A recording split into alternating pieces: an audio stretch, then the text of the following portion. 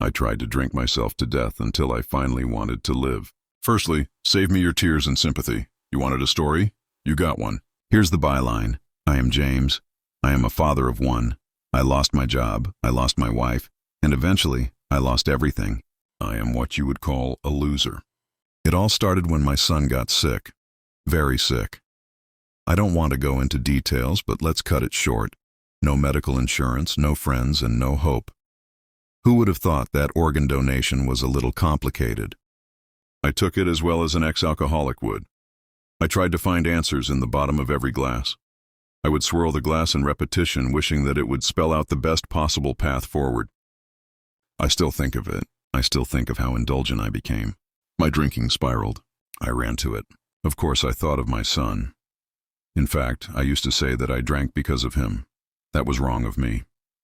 Every second day, I would present myself at the bar, my second home. I would sit on my stool and engage in the most self-assured pontificating. No one knew me or my issues, so I had free rein to provide life advice to all those unfortunates close enough to hear me. I was, to put it bluntly, that guy. I neglected my wife and my son, I admit it. When she left me, I knew deserved it. When I lost my job, I knew deserved it. When my son got sick, I knew he didn't deserve it. When my son needed an organ transplant, I knew no one would help. When he needed me, I knew he deserved more. Eventually, through the soothing, judgment-free therapy of drink, I got also sick. I got so sick that I got hospitalized myself. Again, save your sympathy. I greedily smuggled little injections of booze into the hospital during my recovery. My little rebellion. I could not control my son's illness nor the doctor's orders, so this was my way of reclaiming control. Of course, when the doctor told me that my prognosis was worse than I expected, my heart sank.